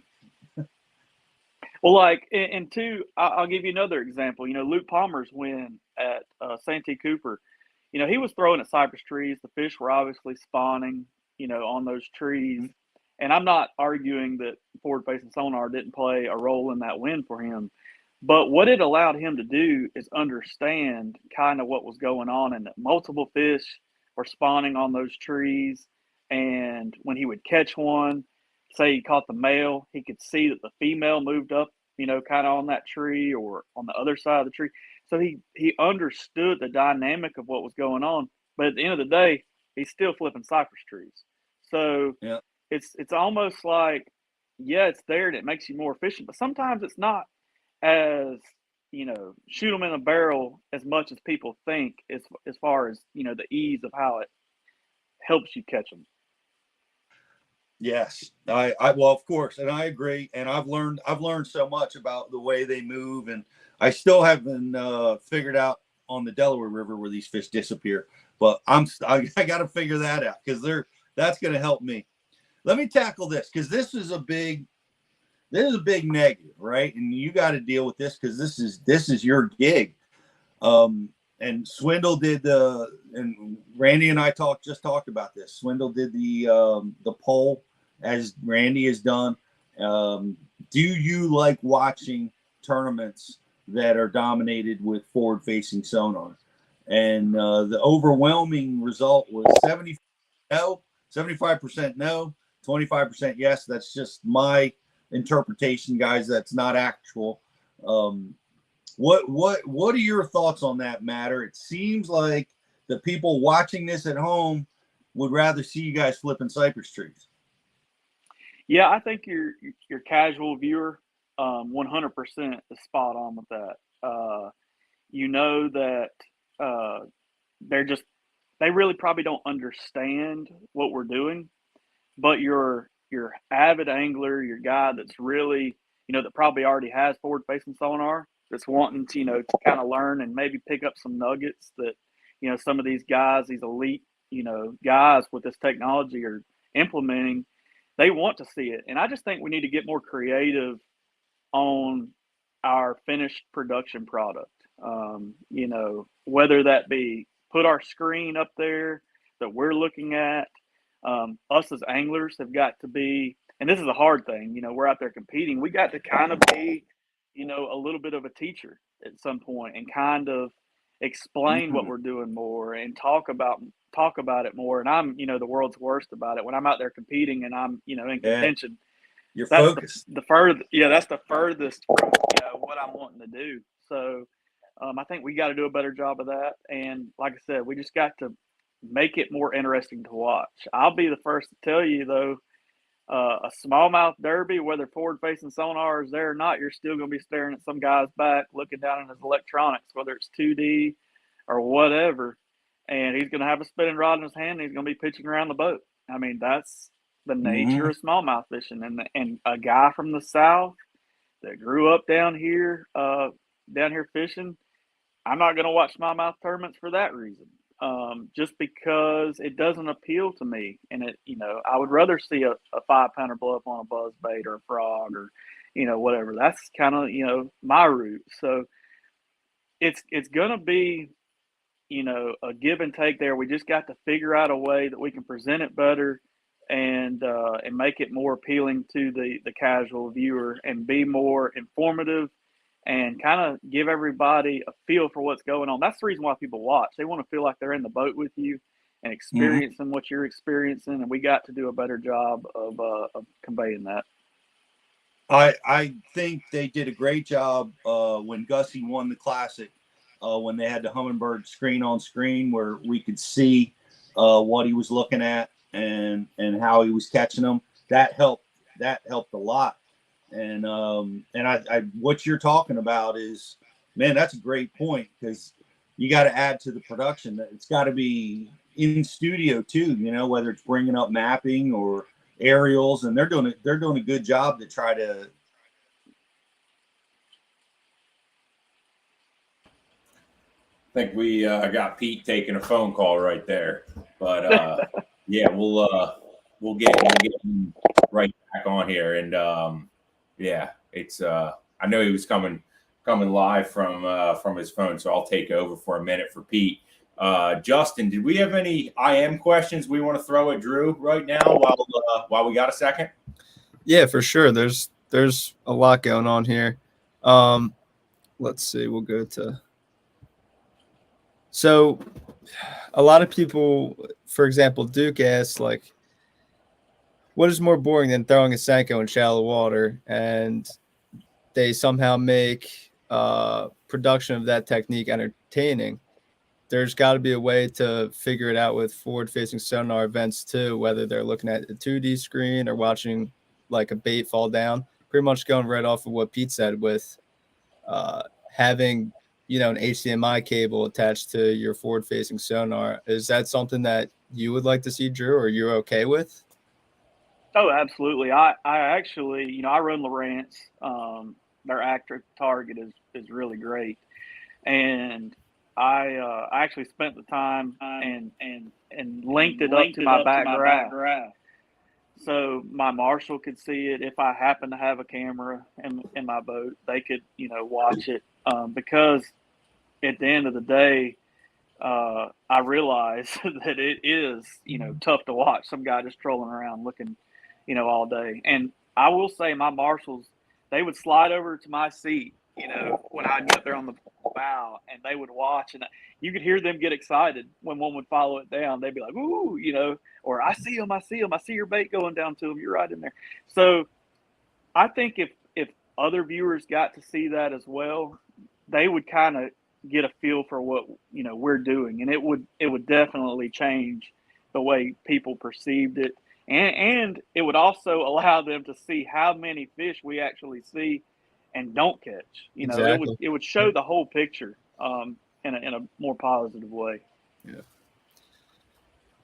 Got anything else, Justin, as far as IM board goes? Josh, maybe you saw something too?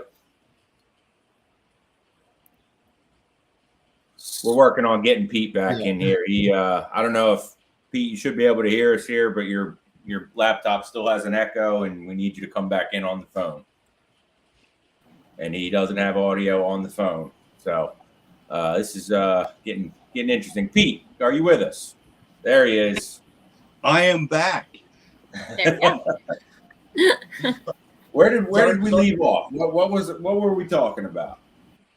Oh, well, we were talking about viewership. I had the same problem that most of our guests have, where you get a phone call and it kicks you off your feet.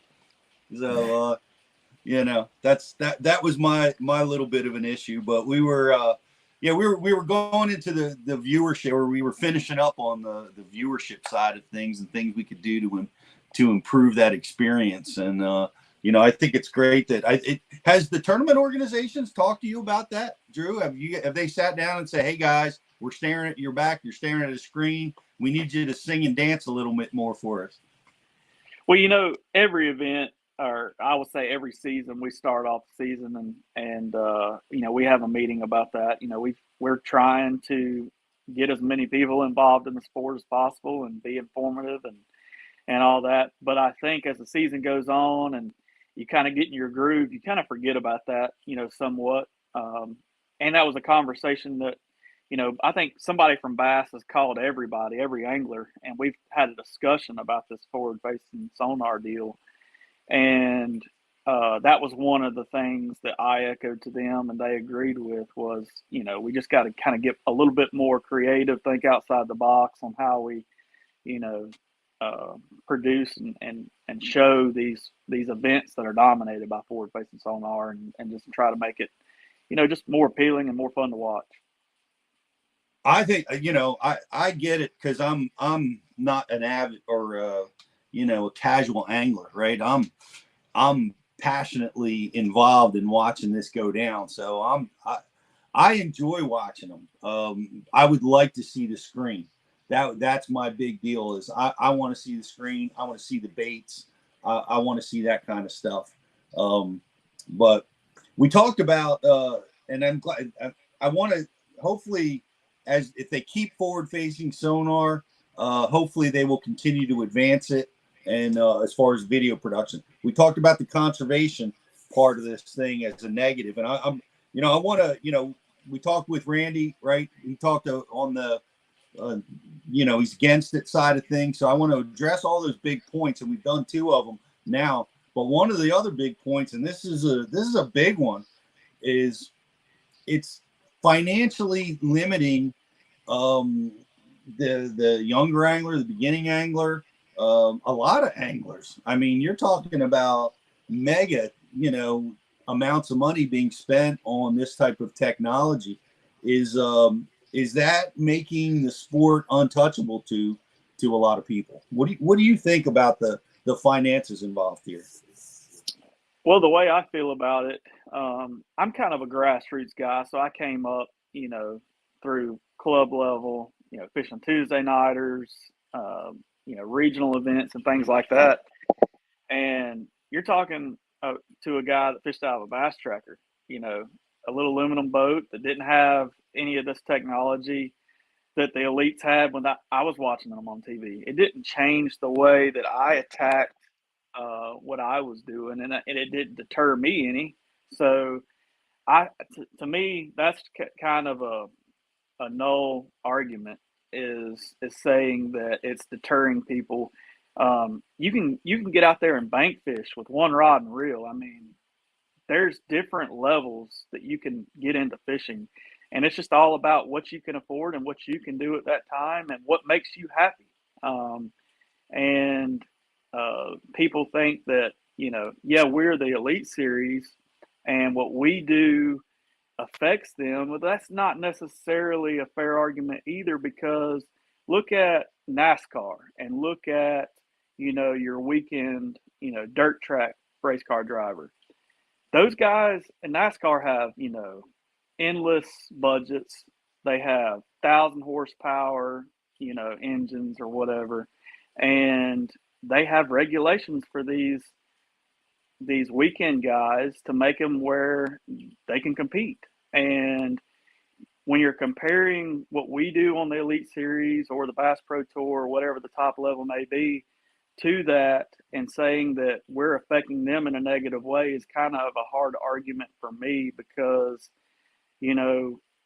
we're at different levels. And I think that if I was to fish, like go back to fishing, on the weekends or Tuesday nighters or whatever, I'd probably have a lot lesser equipment because I wouldn't have the backing that I have now. And I wouldn't necessarily need all this technology. I'd be fishing shallow. I'd be fishing around the house. I'd be doing kind of what I grew up doing, where that's not as much of a player. The reason why I have it now and the reason why I use it now is because I have to when we go up north and go to these places where it's so dominant. So I don't think it's necessarily affecting, newcomers or the levels that are below us, aspiring to get to where we are. I don't think it's negatively affecting them at all.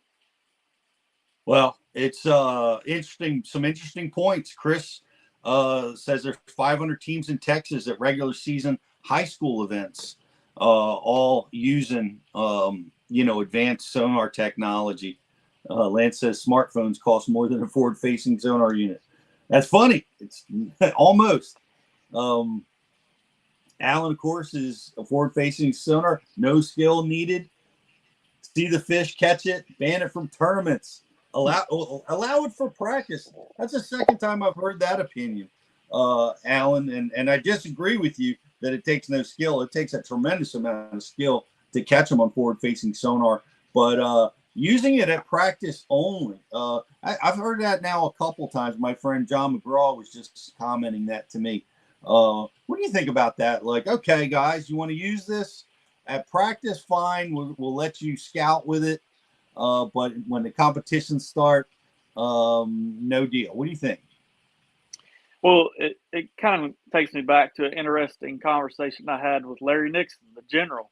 We were at St. Clair, and we were kind of fishing around in the same area at St. Clair and Anchor Bay. And obviously, if you were in Anchor Bay, you were around a ton of fish. There was just fish swimming everywhere, and you could see them on forward-facing sonar. And what's crazy is, and I don't know if I attribute this to more boats on the water. I don't know if I attribute this to forward-facing sonar and the fish adapting or whatever the case is. But he brought up the point, you can't, because I think it was on day 3, it was kind of rough and it was cloudy. And as you know, when you get those conditions, those smallmouth hug the bottom. And when they get tight to the bottom, it's hard to see them on forward-facing sonar. And Larry, we were talking, he's like, man, you just can't catch them dragging around out here. You can't get in an area that that has fish and just aimlessly drag around and catch them like I used to. And, I got to thinking about that.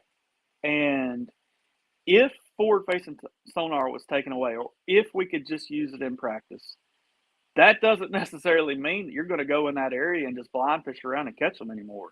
And I don't know if that is, like I said, I don't know if that's because of, just the increased pressure. They feel the boat pressure. They know that you're, close just by feeling your 2D sonar. It makes them harder to catch. So I don't know what the case is there, but I definitely know the species as a whole has adapted to everything that we've thrown at them, and they're definitely harder to catch now than they ever been. That's interesting. One of the things that I've used, I use an aqua view, and when those fish get tight to the bottom, they get really tough to see on any sonar. And it's funny, the aqua view camera will pull them out and show them to you. Come up. Yeah, they'll come up. They're curious. It pulls them out from the habitat. I wanted to get into this with Randy, but we ran out of time. But he's been, he wants to fire the aqua view as a tool as well. But I love it for species identification, and I think that tool is a tremendous asset. I know a lot of guys on the elites are really starting to use it a lot more. Used to be a quiet thing, everybody did it on the side, but I see and I'm hearing a lot more about guys using it now. And here's the touch on that, the whole banning mindset. I was the guy who had an aluminum tunnel hole, that I took it to an open one time, finished in the top 10 at Douglas. And, I grew up fishing shallow rivers around here, and I love the ability to do that. And I was against banning that, just like Randy was. And to me, it's kind of hypocritical to be against banning one thing that makes you, a more efficient, better angler and kind of puts you in position to be successful, and then want to ban something that you don't agree with. And I think that that's kind of something that I saw a post about the other day. I think we as fishermen will support any rule that fits our own agenda. I read that somewhere, and I think that is more so what's going on with this forward-facing sonar thing. You got your guys that are successful with it, or your guys that make it work to the best of their ability, and we could go either way on it. And then you got your guys that are either locked in with one specific brand of electronic that doesn't produce the best, and they're completely against it, or you got the guys that just are not on board with it. And I think the guys that are not on board with it and haven't seen it in person and really used it and really invested the time in it, they're the ones that are pushing, all this negativity and pushing for the ban. It's like you're calling sour grapes, guys. You haven't figured out how to use it yet, and you're getting beat with it. It's crap that you guys are calling to get rid of it. Well, not necessarily that. It's just, everybody has their own reasons. It might be that they're a shallow water guy and they're so locked into what they want to do that they, don't want to give it a chance, and that's fine. If that's what they want to do, that's what they want to do. But for me, I got to look at, what's going to make me successful, and, I've got to learn it. And that's the way I would approach any new technology that comes into the sport.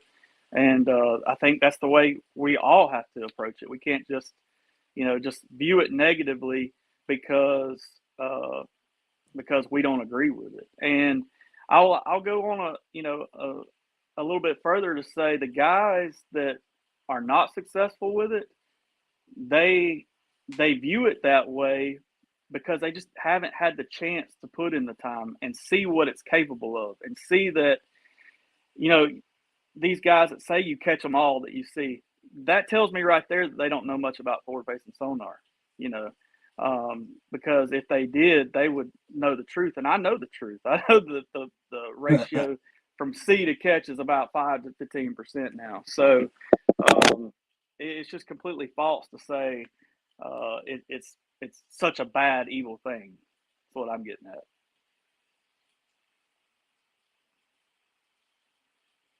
Oh, I think we got a frozen Pete again. Not sure what happened that time. But Drew, you've made some amazing points on on this topic. And I love the analogy that you made about the roofers and the efficiency factor. And if you were to take that away, you're gonna handcuff these guys. And it's the same for you guys out there on the Elite. You're trying to make a living by fishing. And I don't want to be too biased towards the stance that I am on, but those are very valid points. I guess you got another call, Pete, or you were frozen, or what did we have going on this time? Are you back?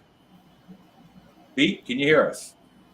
Pete, we are currently live. He's there. Hey, Pete, can you hear us? Hey, man, can you hear us? Well, while we're waiting on him, the other thing too is, like you said, we're all just out here trying to make a living, right? And instead of, arguing about this, I think we need to talk more about, how to improve the sport as far as payouts and things like that. That's stuff that's really important to the longevity of our careers, more so than worrying about a piece of technology. And right.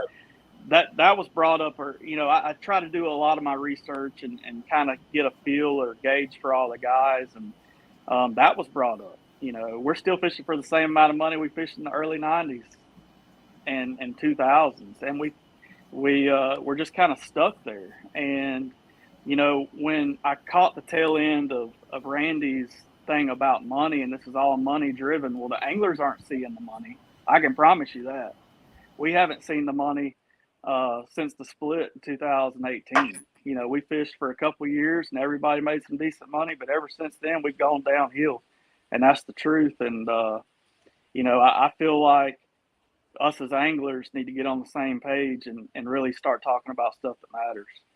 So you bring up a really interesting point there, and a thought just popped into my head of, is there an opportunity? So like, the forward-facing sonar companies, say Lowrance, Garmin, Humminbird, they're going to want to keep it around, right? Because what you guys are doing is you're catching huge fish, you're catching a lot of big fish, and a lot of it is happening because of their forward-facing sonar technology. So how much value does that carry to a electronics company?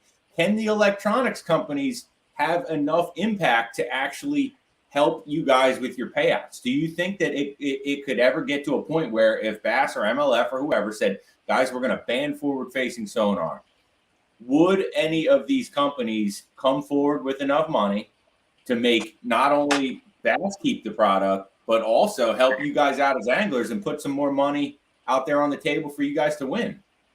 I think that's absolutely a possibility. And now Drew got a phone call. Did I lose you for a second? Yeah, I had a phone call coming in too. Yeah. But anyway, like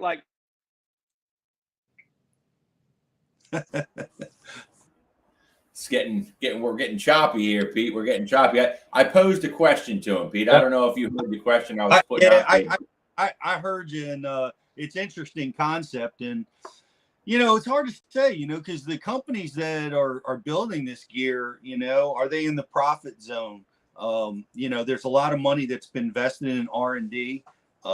There's a lot going on there from that perspective. So are they realizing real profits?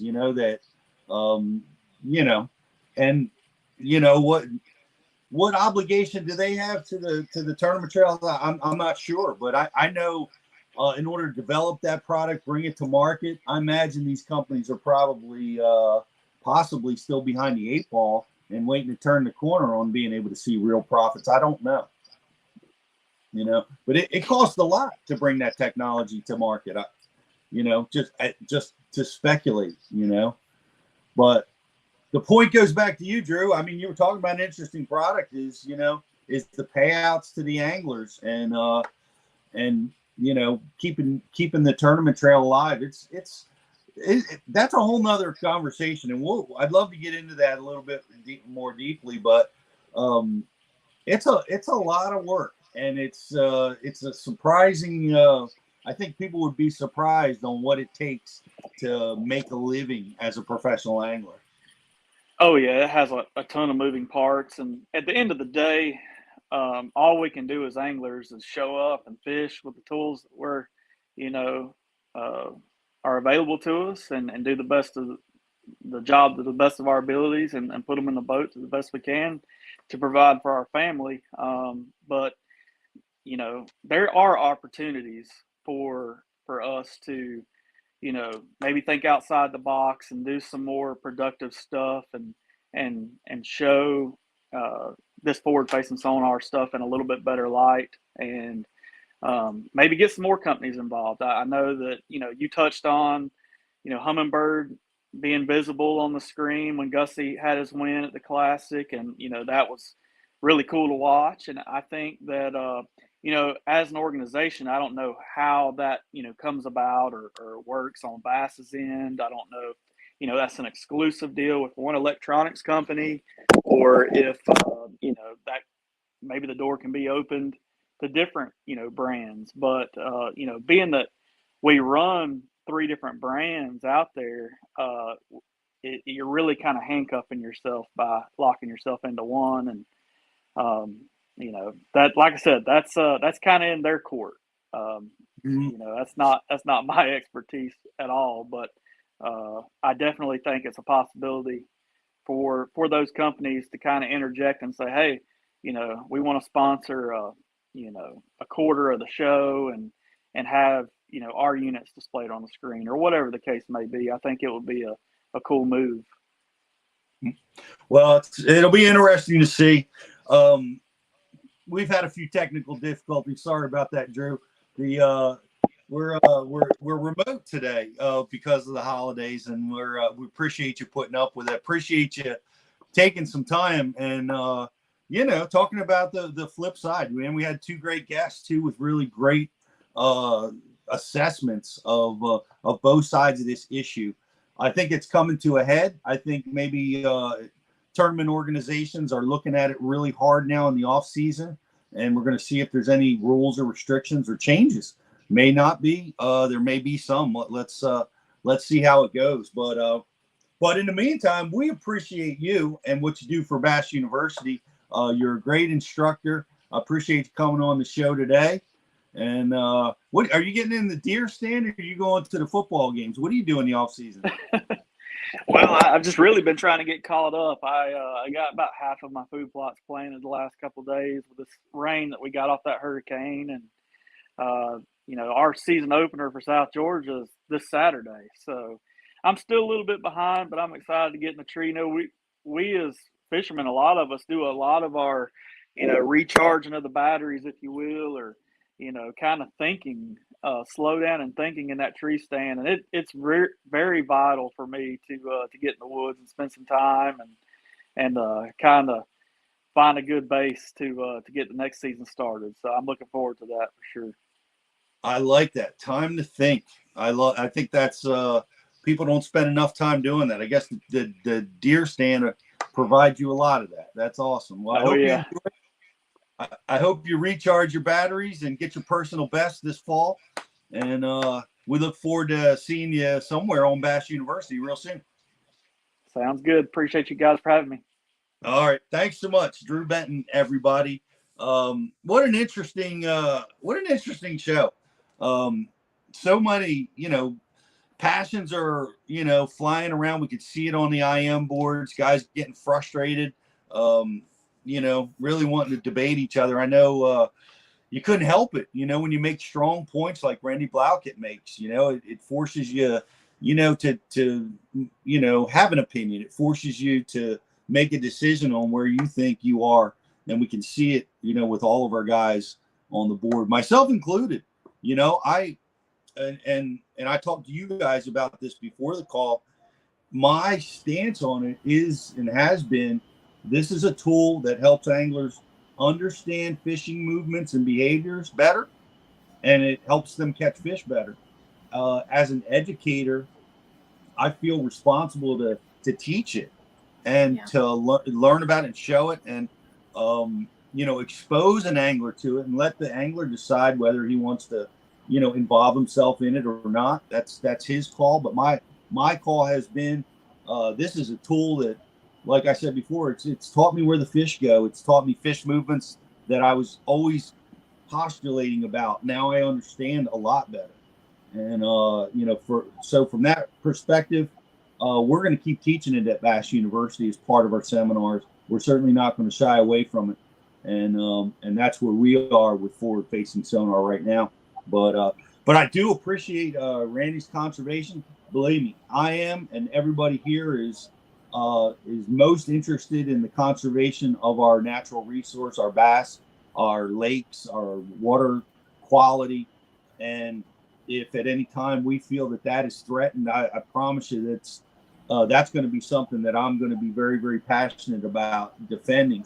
And right now that, I feel like we're in, all of our resources are in pretty good shape and we're breaking records. If we start to see any deterioration, man, I'm telling you, I'm going to be the first in line and say, hey, we need to take some action here. So, but right now, it's a great show. I know we're going to be giving away some prizes. We've got a like and share contest going on for some waterwood crankbaits. You're going to want to get those, like and share the social feed if you haven't done it yet. And we also have some other things to give away. I hope you guys have been writing down some questions, because with all my technical difficulties, I haven't been able to get any questions formulated. So I'm leaving that up to you and Justin. Rich, what do we want to give away first, Josh? We got a few things. Let's do some Aquaview hats. We have 3 of them. So let's do that first, and then we'll go into trivia, grand prize, and then we'll do the like and share. Okay. All right. Sounds good. All right, guys. So here it is. All right. This is going to be for it's 3 Aquaview hats, Josh. Is that what we're doing? Mm-hmm. 3 Aquaview hats, and these are really nice hats. They're new. The new one. They're new. They're comfortable. They look good. So you want to win this one. All right. So here we go. Recently, I was on Lake Champlain, and this is we're going to have to be creative, but I'm going to give you guys some really good context clues on this. Recently, I was on Lake Champlain, okay, and I was working with my forward-facing sonar. I was out relatively deep. I was in 20 to 22 feet of water, and I was fishing around sparse grass. Okay. There was a lot of fish in my area that I was seeing on the forward-facing sonar. They looked very similar to smallmouth. They were set up very similar to smallmouth as far as how fish align themselves in position when they're in schools. But I could not get a bite. I couldn't get a bite on a drop shot. I couldn't get a bite on a Ned rig. I couldn't get a bite on a swim bait. Could not fire these fish up. All right. So I pulled out my Aquaview, my Aquaview 5-inch underwater camera, which I love because it's so easy to use. It's convenient. And I dropped that Aquaview camera down there to see what I was actually looking at.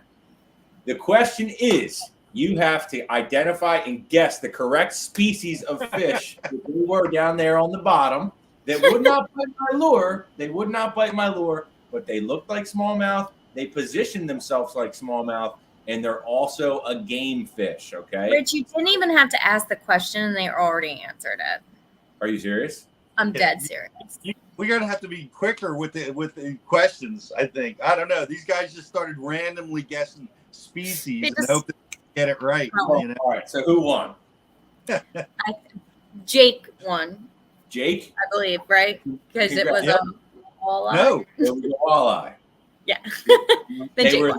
They were walleyes, guys. So here's the Bass University learning moment from that. If I was staying at Champlain for another day and I had a deep fryer and I had breadcrumbs and everything, I would have figured out a way to make those walleye bite. But I was leaving that day, so we didn't have to worry about catching them. But the teaching moment is that with that Aquaview camera, I was able to drop down and identify that, okay, I learned something. These walleye and these smallmouth, they are in the same areas. They look the same on the forward facing. They move the same.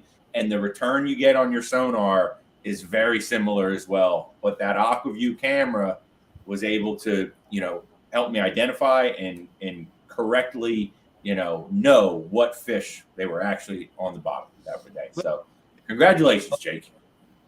Yes, Jake. Well, Jake, his first guess was pike, then walleye, then drum. I think he might have had a few other species guesses. He knew where you were going, and he was like, "I'm in. I'm going to get this one." And he was. Walleye, how did they respond to the camera, Rich? Like, were they curious? Like smallmouth? They weren't curious like a smallmouth. They were more so just undisturbed, unbothered by it. You know what I mean? They wouldn't come up and look at it, but when I would twist it around, I could see and identify. I was like, oh, they are definitely walleye, and it was interesting. All right, that person Jake wins what a Aquaview hat. Aquaview hat. Mm-hmm. All right. Yeah. Then prize. We got to get this question out quick, guys. Our guys. All right. Next question. This is going to be what's that? Another Aquaview hat, Jocelyn? Yes.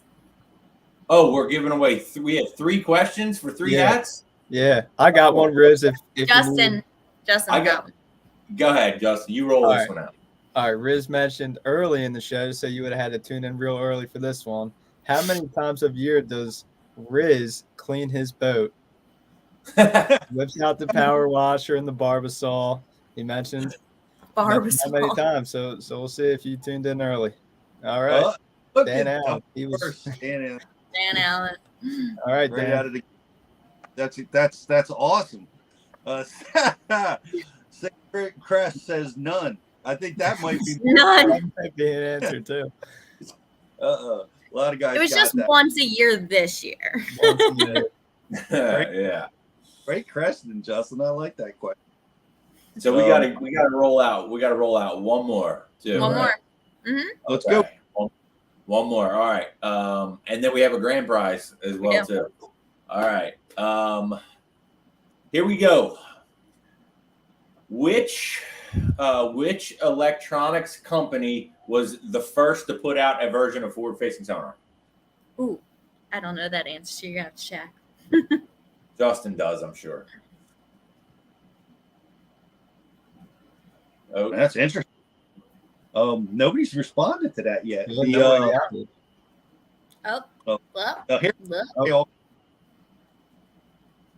I'm not sure I know the answer. I think I know the answer. I think I know the answer too. So Riz, say what the answer is. There's a bunch of comments.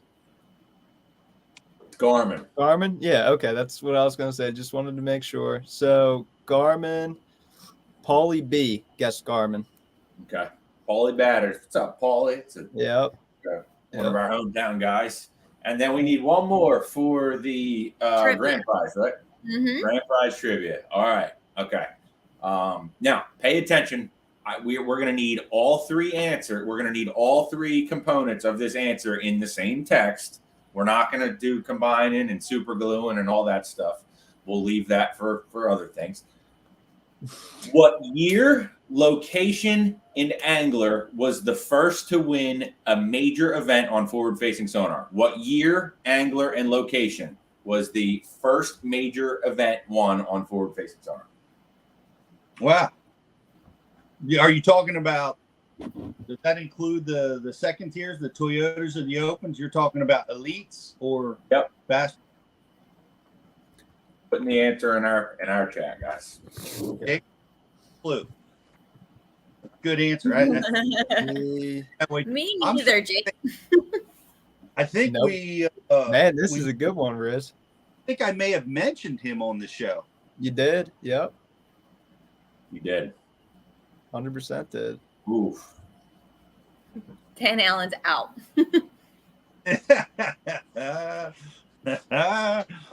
Dethroned.